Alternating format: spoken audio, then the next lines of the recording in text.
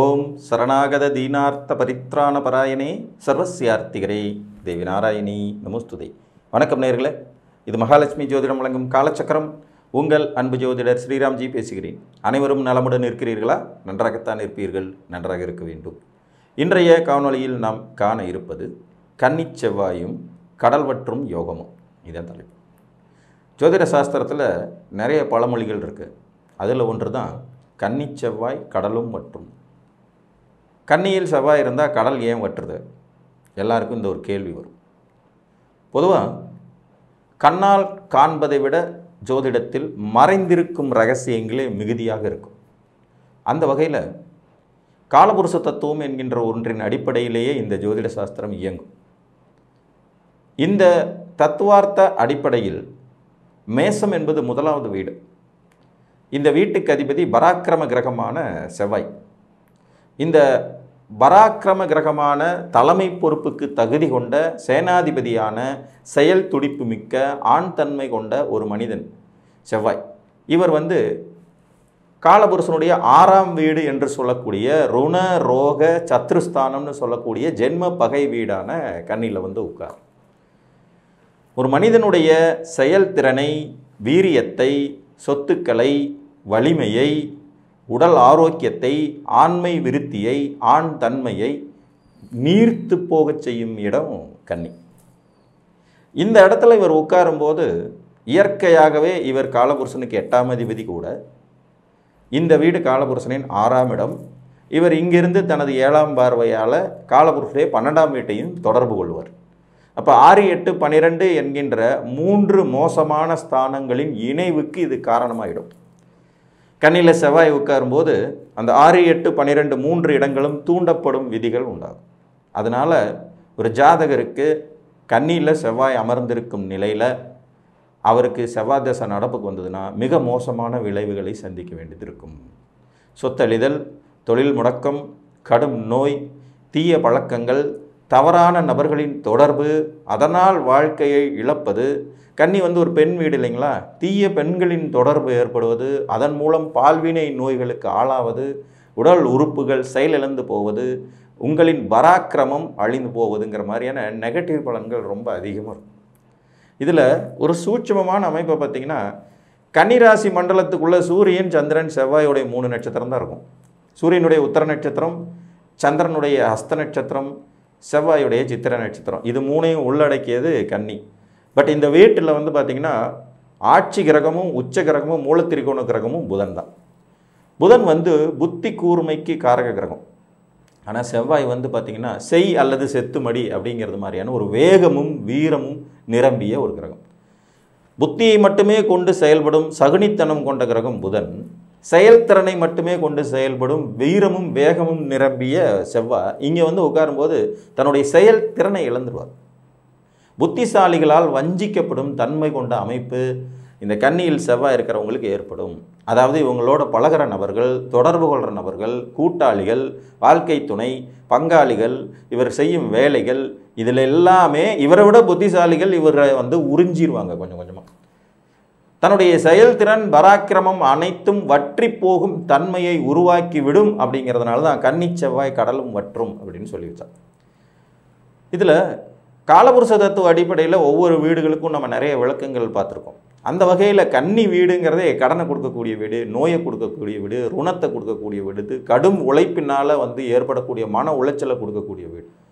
ஒரு தலைமை பொறுப்புக்கு தகுதி கொண்ட கிரகமான செவ்வாய், காலபுருஷனுடைய தலையான முதல் வீட்டுக்கு அதிபதியான அவர் தன்னுடைய மூலத்திரிகோண வீட்டுக்கு மறைந்த நிலையில் 8ஆம் பார்வை என்கின்ற மிக பலகீனமான பார்வையினால் மூலத்திரிகோண வீட்டையும் தொடர்பு கொள்றதுனால தேவையற்ற வீண் முயற்சிகளில் ஜாதகர் ஈடுபட்டு அதன் மூலம் பெரும் பொருளை இழக்க வேண்டிய சூழ்நிலைகள் உருவாகும். சரி, இப்போ கன்னியில் செவ்வாய் இருக்கிறவங்க எல்லாருக்கும் இந்த பலன் மட்டுமே நடக்குமா சார்ன்னு கேட்டால் அதுதான் இல்லை. எப்போதும் ஜோதிட சாஸ்திரம் ஜோதிட சூட்சுமங்களுக்கும் புதிர்களுக்கும் பேர் போனது. உங்களுக்கு பிறப்பு ஜாதகத்தில் கன்னியில் செவ்வாய் இருக்குன்னு வச்சுக்கோங்க. நீங்கள் எந்த லக்னத்தில் பிறந்திருந்தாலும் சரி, செவ்வாயின் துறைகள் சார்ந்த எதையும் செய்யாமல் இருந்தீங்கன்னா உங்களுக்கு இந்த இழப்புகள் ஏற்படாது. செவ்வாயுடைய துறைகள்ங்கிறது என்னென்ன? இப்போ கன்னியில் செவ்வாய் இருப்பவர் மருத்துவம் படித்தால் அதில் பெருசாக சைன் பண்ண முடியாது. கன்னியில் செவ்வாய் இருப்பவர் யூனிஃபார்ம் சர்வீசஸ் வேலைக்கு போனால் பெருசாக சைன் பண்ண முடியாது. கன்னியில் செவ்வாய் இருப்பவர் இன்ஜினியரிங் சார்ந்த துறைகள், கட்டுமானம், கன்ஸ்ட்ரக்ஷன் சம்மந்தப்பட்டது, ரியல் எஸ்டேட், பூமி சார்ந்த தொழில்கள், செவ்வாய்க்கு உண்டான அந்த காரகத்துவ ரீதியான விஷயங்களுக்கு போனாங்கன்னா ஃபெயிலியர் ஆகும்.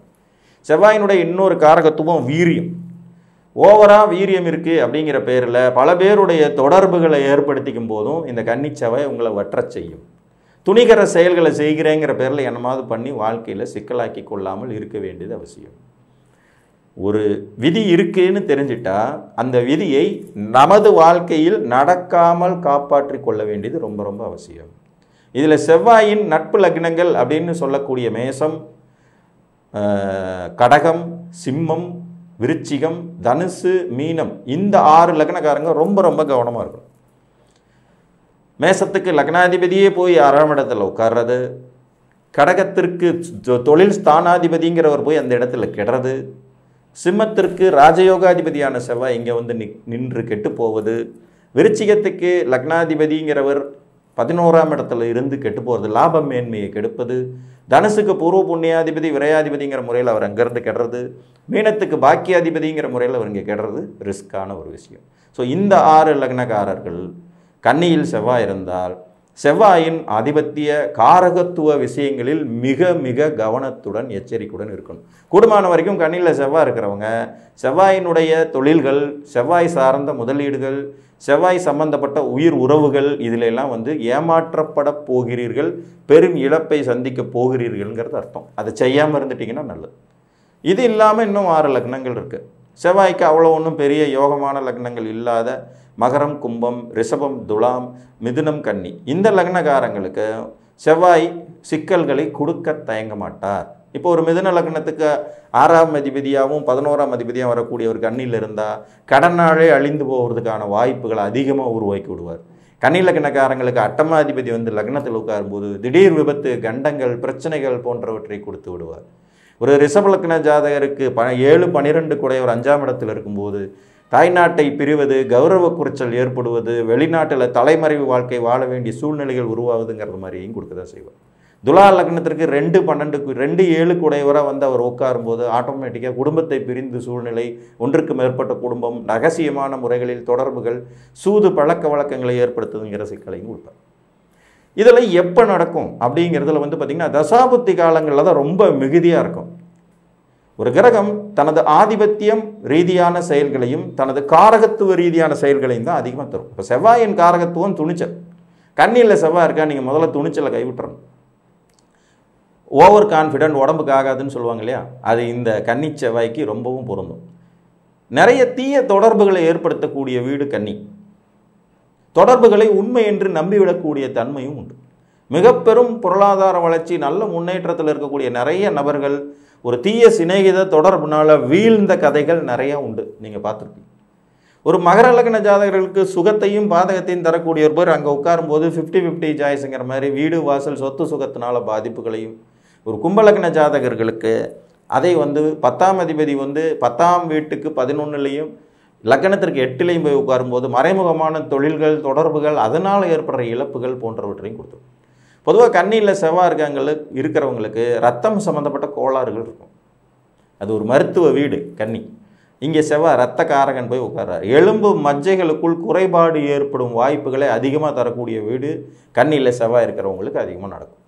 ஸோ ரத்தத்தை எப்பயுமே சுத்தமாக வச்சுக்கணும். விஷக்கிருமிகள் பாதிக்காத அளவுக்குள்ள உணவு பழக்க வழக்கங்கள் இருக்கணும். ரெகுலர் எக்ஸசைஸை உடம்புல எப்பயுமே வச்சுக்கணும்.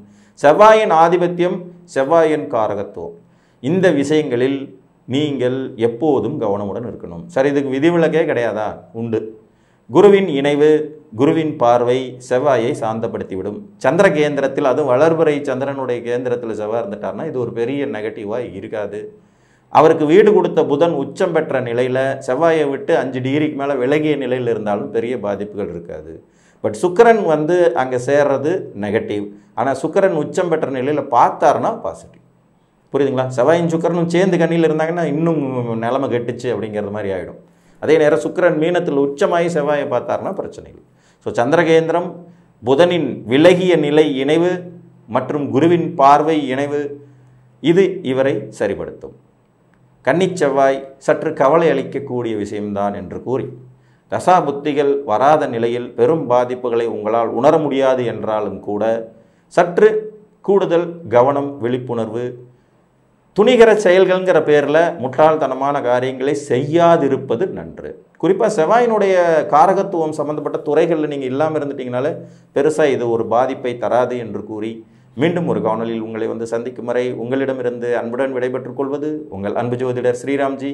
நன்றி, வணக்கம்.